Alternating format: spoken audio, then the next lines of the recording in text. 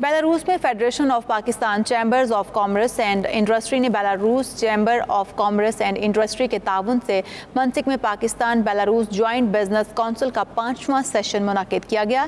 Session میں تقریباً 100 سے زائد بیلاروسی کمپنیز اور تنظیموں کے نمائندگان اور 60 سے زائد پاکستانی فرمز نے شرکت کی۔ مزید تفصیلات شاہد گھمن کی اس رپورٹ میں دیکھیے۔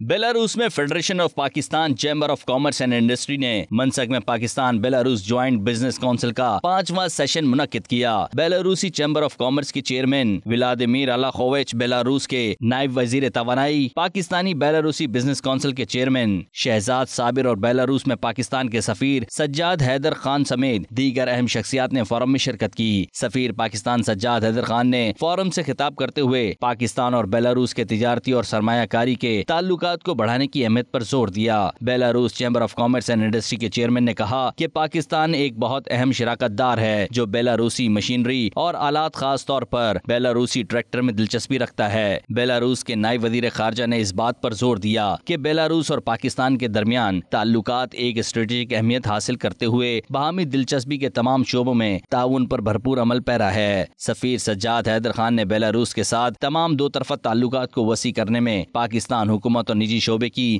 گہری دلچسپی پر زور دیا۔ فورم کے شرکاء نے بیلاروس اور پاکستان کے درمیان تجارت، اقتصادی اور سرمایہ کاری کے تعاون کی موجودہ صورتحال اور ترقی کے امکانات اور کاروباری تجاویز پر تبادلہ خیال کیا۔ گریٹ اسٹون چائنیز بیلاروسی انڈسٹریل پارک کی جانب سے غیر ملکی سرمایہ کاروں کے لیے پیش کیے گئے مواقع کے ساتھ ساتھ دوا سازی، زراعت، کیمیائی اور ٹیکسٹائل انڈسٹری کے شعبوں میں مشترکہ پاکستان بیلاروسی منصوبوں کی پیشکش بھی کی گئی۔ شاہد گھمن، 92 نیوز، روس۔